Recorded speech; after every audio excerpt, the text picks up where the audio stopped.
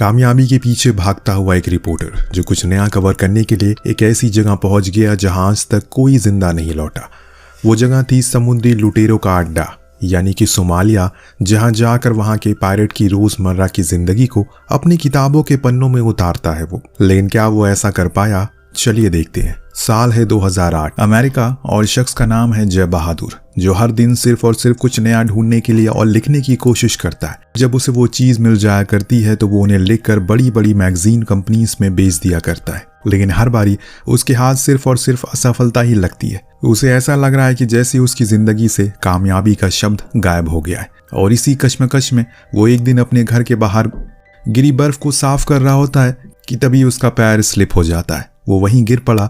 इससे ये हुआ कि उसकी गर्दन में मोच आ गई। वो उसी हालत में डॉक्टर के पास पहुंचा जहां उसके साइड में उससे कई गुना ज्यादा बड़े अंकल बैठे थे जो उसे ज्यादा खुश और बिंदास लग रहे थे। ऐसा जय को लग रहा है। जब उसने अपना नाम बताया तो वो दंग रह गया। दरअसल इनका नाम सेमर है, जो एक काफी मशहूर और गजब के रिपोर्टर हैं जिसे जय अपना आइडल मानता है। ये जानने के बाद सेमर भी थोड़ा हैरान रह गए कि आज के जमाने में कोई उसके कैसा फैन हो सकता है। खैर, इसके बाद दोनों अपनी जिंदगी के बारे में बातें करना शुरू करते हैं। जब सेमर को पता लगा कि जय एक जर्नलिस्ट बनना चाहता है तो वो उसे कहते हैं कि इसके लिए तुम्हें किसी डिग्री की जरूरत नहीं है, बस तुम्हें अपना दिल बड़ा रखना होगा और हिम्मत रखनी होगी और उस जगहों पर जाना पड़ेगा जहाँ बड़े बड़े लोग भी जाने से डरते हैं, तभी तुम सबकी नजरों में आओगे। वरना ऐसे तुम्हारी और मेरी तरह बहुत से जर्नलिस्ट हैं इस दुनिया में। उसकी बात जय को समझ में आ गई। इसीलिए वो वापस आकर अपने दोस्त से मिलता है। उन्हें बताता है कि वो अब सोमालिया जा रहा है ताकि वहां के लोगों के बारे में जान सके, उनकी जिंदगी कैसे कट रही है ये भी देख सके। लेकिन उसके दोस्त उसे ऐसा करने से साफ मना करते हैं क्योंकि सभी को पता है कि वहां पर क्या होता है जर्नलिस्ट के साथ। लेकिन जय का कहना है कि अब वहां डेमोक्रेसी आ गई है, जरूरी नहीं है कि जैसा न्यूज में दिखाया जा रहा है वैसे ही कुछ जमीनी हालत हो, चीजें बदल गई होंगी, इसीलिए मैं अब वहां जा रहा हूं। उसी रात जब वो दोनों एक शॉप पर होते हैं तो टीवी न्यूज में बताया जा रहा था अभी अभी अमेरिकन पैसेंजर शिप को हाईजैक कर लिया गया पायरेट्स के द्वारा। अब तो सच में जय को थोड़ा डर लगने लगा है। जब वो घर गया तो अपने रूम में इसी चीज के बारे में सोच में डूबा था कि तभी उसके पास एक अनजान नंबर से कॉल आई। फोन उठाने पर पता चला ये कॉल सोमालिया से आई है और जो आदमी बात कर रहा है उसे पता चल गया है कि कोई यहाँ पर आ रहा है उनके लोगों की जिंदगी के ऊपर किताब लिखने के लिए। इसीलिए वो काफी खुश है। जब जय ने पूछा कि वो कौन है तो उसने अपने पिता का नाम बताया, ना कि अपना, और उसके पिता असल में सोमालियन प्रेसिडेंट है। ये जानने के बाद वो काफी खुश होता है कि ये कॉल शायद उसकी जिंदगी बदल सकती और इसीलिए अगले दिन अपने घर वालों को इस बारे में बताया, जिन्होंने उसे जाने के लिए हामी भर दी। जय प्लेन में बैठकर निकल पड़ा, लेकिन डायरेक्ट फ्लाइट वहां तक नहीं जाती। उसे बीच में एक कनेक्शन फ्लाइट को पकड़ना होगा। जब वो फ्लाइट लैंड हुई उसने बाहर देखा वहां एक जर्नलिस्ट को खड़े करके कुछ पायरेट्स गोली मार रहे थे। ये मंजर देखकर उसकी चीख निकल गई, लेकिन ये सिर्फ एक ख्वाब था। एयरपोर्ट से बाहर आने पर उसे एडी नाम का ट्रांसलेटर मिलता है जो उसका सोमालिया की सरजमीन पर स्वागत करता है। एडी अब उससे पूछता है वो यहाँ पर किन चीजों के बारे में लिखने के लिए आया है। तो जे बताता है कि वो समुद्री लुटेरों के बारे में लिखना चाहता है। तो एडी उसकी बातें काटते हुए समझाता है वो लोग खुद को इस नाम से नहीं बुलाते, कभी कभी वो लोग खुद को समुंदर का रखवाला कहते हैं और सब बहुत इज्जत करते हैं क्योंकि वो सभी गरीबों में खाना और पैसा बांटते हैं। इतने में इनकी कार में बैठा गार्ड कार को रुकवा वो लोग उसे भी गांजा देते हैं जो उसे मजबूरन खाना पड़ता है। अब यहाँ से वो सीधा प्रेसिडेंट के बेटे से मिलने जाता है जो बाकियों से बहुत ही अलग। उसे ये सच में लगता है कि ये लुटेरे हैं और इन्हीं की वजह से हमारे काफी देशों के साथ संबंध अच्छे नहीं है, जिनके साथ हम अच्छा कारोबार भी करते हैं, उन्होंने भी हमें इन लोगों की वजह से छोड़ दिया। जब जे वहाँ के प्रेसिडेंट से मिला उन्होंने बताया कि हमारा परिवार पहले ऑस्ट्रेलिया रहा करता था, लेकिन यहाँ के लोगों ने हमें वापस बुलाया ताकि हम यहाँ के हालातों को और बेहतर कर सके। उन्होंने जे से एक सीधा सवाल पूछा, क्या तुमने यहाँ आते हुए कोई स्कूल देखे? उसने कहा कि नहीं। प्रेसिडेंट ने इसका कारण बताते हुए कहा यहाँ के बच्चे बचपन से ही उन पायरेट्स की तरह बनना चाहते हैं। उन सभी ने अपने रोल मॉडल उन्हीं को चुन लिया है, जिसके लीडर जो हैं वो सभी की मदद करता है, उनमें पैसे बांटता है, पर वो जो काम कर रहा है वो बेहद ही गलत है। हमने कई बार कोशिश की उसे बात करने की, इन चीजों को सुलझाने की, लेकिन हर बारी वहां से सिर्फ धमकी ही मिलती है हमें। इसके बाद अब जय को उसके रूम तक लाया जाता है। हम देखते हैं कि उसकी सिक्योरिटी का पूरा इंतजाम किया गया है। वहाँ की सरकार उसे एक लॉक रूम देती है जिसमें इंटरनेट भी था, जो वहाँ के काफी कम लोगों के पास मौजूद होता है। एडी ने उसे खास कहा कि तुम खिड़कियों को मत खोलना क्योंकि तुम्हारी जान को खतरा हो सकता है। अगले दिन जब जय सोकर उठा तो उसे कमरे में काफी अंधेरा अंधेरा सा लगा। उसे इकलौती खिड़की को खोल दिया जिसे सील किया गया था। वो बाहर की चीजों को रिकॉर्ड करने लगा, जिस दौरान उसकी नजर एक लड़की पर गई जो उसे बार बार देख रही थी। एडी आ गया पीछे, जिसने बताया कि ये मरियम है, यह एक माफिया की बीवी है जिसने बहुत सारी लड़कियों से शादी कर रखी है जो उसके लिए गांजा बेचती है। यहाँ ये चीज काफी आम है और तुम्हें भी धीरे धीरे करके आदत हो जाएगी। इसके बाद उसने बताया उसकी मीटिंग मोया से सेट कर दी है, तो वो उसे जितना मर्जी चाहे सवाल कर सकता है। यहाँ हम बता दें कि मोया पायरेट समाज का लीडर है जिसकी सब बात मानते हैं और जो वो चाहता है वही होता है। आज जय के पास एक अच्छा मौका है क्योंकि ऐसे मौके उसे हर किसी को नहीं मिलते। वो जब वहां जा रहा है तो उसने एडी से खास सिफारिश की, अगर इनमें से किसी को भी उसे गोली मार दी तो प्लीज उसकी बॉडी को उसके घर तक जरूर पहुंचा देना। वो हंसते हुए कहता है कि ऐसा कुछ नहीं होगा।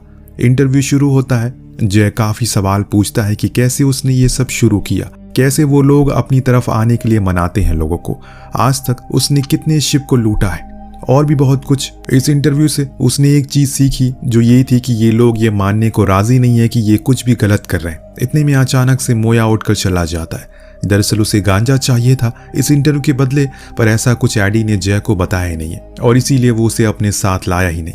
अब वापस आने पर वो अपनी किताब पर और भी ज्यादा चीजें ऐड करना शुरू करता है। हर दिन वो जो कुछ भी उसके आसपास महसूस होता है वो उन किताबों के पन्नों में उतारना चाहता है। तभी उसे पता चला कि आज फिर से मरियम वहीं से गुजर रही है। इस बारी वो कुछ बिना सोचे समझे उसके पीछे चला गया।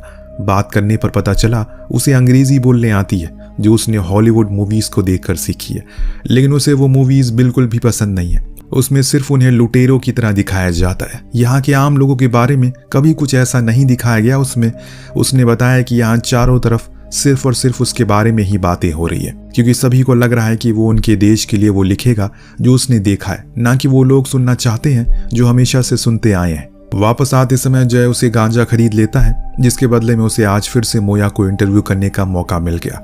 इस बारी वो पूरी तैयारी के साथ गया है, इसीलिए इस बारी तो उसने वो सब कुछ पूछ लिया जो आज तक कोई पूछ ना सका। किसी पायरेट से बदले में उसने खूब सारा गांजा भी दे दिया। अब वापस आकर एक औरत से बात जो अमेरिका की है, वो असल में उसकी मदद कर रही है पब्लिशर को ढूंढने में जो उसकी किताब को प्रिंट कर सके और पब्लिश में उसकी मदद भी करे, लेकिन अभी तक उसे कोई खबर नहीं मिली है। धीरे धीरे समय का पहिया ऐसे ही घूमता रहता है। जय को यहाँ रहते हुए 3 महीने से ऊपर का समय बीत चुका है। काफी कुछ उसने सीख लिया है यहाँ रहकर और अब उसने काफी कुछ लिख भी लिया है और इसीलिए उसने आज एलोर से पूछा क्या कोई पब्लिशर मिला, तो वो बताती है उसने काफी उसे बात की, लेकिन किसी को उसकी किताब में कोई दिलचस्पी नहीं है। अगर वो उनके लिए एक फुटेज बनाकर सेंड कर देगा तो वो $1000 तक उसे दे सकते, लेकिन इससे ज्यादा की उम्मीद करना बेकार है। उनकी इन बातों से जय काफी गुस्सा होता है और सब कुछ तोड़ फोड़ देता है क्योंकि उसकी इस मेहनत को किसी को कदर नहीं है। देर रात वो एडी के पास गया, उसे सारी बातें बताई, यहाँ तक कि ये भी कह दिया कि वो कोई बहुत बड़ा जर्नलिस्ट नहीं है बल्कि एक मामूली सा रिपोर्टर है जिसके पास इतने पैसे भी नहीं है कि वो खुद की किताब को छाप सके। ये सुन एडी बोला क्या फर्क पड़ता है इससे, तुम हमारे देश में आने वाले पहले विदेशी हो जिसने हमारे लिए कुछ अच्छा सोचा, सिर्फ वो ही मायने रखता है। अब जय उसे सारी बातें इत्मीनान से बताना शुरू करता है और कहता है उसे कुछ हॉस्टेज की वीडियोस चाहिए ताकि उसे बेचकर वो अपना खर्चा निकाल सके क्योंकि वो जितने भी पैसे लेकर आया था सब खत्म हो चुके हैं। वो एडी को आधे पैसे रखने की भी लालच देता है, लेकिन वो इनकार कर देता है। उसे सिर्फ एक अच्छी किताब चाहिए थी जो दुनिया के लोगों तक पहुंच सके, जिसे वो लोग सर उठाकर जी सके, उन पर ये लुटेरों का धब्बा हट जाए क्योंकि दुनिया को पता चलना चाहिए सोमालिया में आम लोग भी रहते हैं जो इन कामों से बहुत दूर है और हर कोई माया की तरह नहीं है। उसने बताया कि उसने मरियम के पति गिराल से मीटिंग अरेंज करवा दी है उसके लिए, लेकिन ये सिर्फ कुछ मिनटों की है, उसके पास शायद वो सब कुछ मिल जाए जो तुम्हें चाहिए। जय काफी खुश हुआ। अगले दिन मरियम से मिलने गया जो उसे कई महीनों बाद मिल रही है। जय उसे गिराल के बारे में कुछ सवाल करता है। वो बताती है हो सके तो उसके कपड़ों की ज्यादा तारीफ करना, उसे अपने पहनावे पर बहुत ज्यादा घमंड है। एडी अब उसे लेकर गिराल के मिशन पर जाता है जहां उसकी टाइट सिक्योरिटी के बीच जय को सवाल पूछना था। आज पहली बार उसे लग रहा है कि उसके हर एक सवाल के बाद वो उसकी आंखों में ऐसे देख रहा है मानो अभी वो गोली मार देगा। इस कदर दहशत थी गिराल की उस इलाके में। खैर बातों के दौरान उसने बताया उसके पास तकरीबन 800 लोग हैं जिन्हें उसने कैद करके रखा है या फिर बंदी बनाया है जो उसके लिए तस्करी का काम करते हैं। इंटरव्यू के कुछ दिन बाद ही जय काफी कुछ लिखता है अपनी किताब में, लेकिन एक दिन एडी उसके पास आकर बोला कि प्रेसिडेंट के एक दोस्त की शिप जर्मनी जा रही है, तो तुम्हें अगर जाना है वापस जा सकते हो। जय मान जाता है क्योंकि उसके पास अब काफी कुछ था लिखने के लिए और छापने के लिए भी। लेकिन एक दिक्कत थी, प्रेसिडेंट के बेटे को उसकी सिक्योरिटी और सारे इंतजाम तामझाम के लिए $1000 चाहिए थे, लेकिन जय के पास अब एक भी पैसे नहीं है जो उसे दे सके। इसीलिए उसने कहा कि वो उसे जाकर समझाए, एक बारी मैं अपने देश चला गया और मेरी बुक पब्लिश हो गई, मैं उसके सारे पैसे वहां से भेज दूंगा, बस मुझ पर भरोसा रखे। लेकिन एडी के लिए उसे समझाना काफी कठिन था, लेकिन फिर भी वो उसकी एक बार कोशिश जरूर करता है। एडी अब उसे लेकर दूसरे शहर जाता है इस उम्मीद में कि शायद उसे कुछ और लोगों से बातचीत करने का मौका मिल सके, और होता भी यही है। रास्ते में उसे कुछ सोमालियन पायलट मिलते हैं जो उसे अपने बारे में काफी कुछ बताते हैं। उन्हीं में एक औरत भी थी जो उसे उन स्कूल के बारे में बताती है जो फ्लड के कारण बह गया और उसके बाद कभी बना ही नहीं। उन्होंने उसे फाइनली वो सवाल पूछ ही लिया जिसे हर बारी जय भागता है, आखिर उसकी किताब का नाम क्या है। जय के पास कोई जवाब नहीं है, इसीलिए उसने कह दिया अभी उसने कुछ सोचा नहीं। अब इसके बाद ये सभी पोर्ट तक पहुंच जाते हैं जहां से जय को ले जाने वाला शिप तैयार था। वो सभी एडी से तो काफी अच्छे से बात करते हैं, इसीलिए जय ने सोचा कि वो बाहर जाकर उन्हें शूट कर लेगा, जिसके बदले में उसे कुछ और पैसे मिल जाएंगे। लेकिन जैसे ही वो बाहर गया, वो पायलट उसे बंदूक की नोक पर ले लेते हैं। उन्हें लगा कि वो कोई जासूस है, पर एडी की समझदारी के कारण उसकी जान बच जाती है, वरना आज वो उनका शिकार होता। जय की किताबों को लगभग पूरी हो चुकी है, पर उसके लिए ये बड़ी मुसीबत थी। उसे किसी भी तरह करके यहाँ से इस देश से बाहर निकलना है, पर वो जाएगा अब कैसे। उन्हीं दिनों के बीच में उसके पिता का फोन आया जो उसके लिए काफी चिंतित थे, क्योंकि उसी दौरान कैप्टन फिलिप और उसकी क्रू को बंदी बना लिया गया था सोमालियन पायलट के द्वारा, जिसके चलते माहौल काफी गंभीर था। लेकिन जय उन्हें बताता है कि उससे कुछ नहीं हुआ, वो यहाँ पर सुरक्षित है। लेकिन हकीकत तो उसे ही पता है। दरअसल जब से कैप्टन फिलिप्स और उनके लोगों को रेस्क्यू किया गया है, तब से ही पूरे सोमालिया में माहौल खराब है। ऐसे प्रेसिडेंट का बेटा खुद बता रहा है, क्योंकि उस पूरे मिशन में 3 पायलट्स भी मारे गए हैं।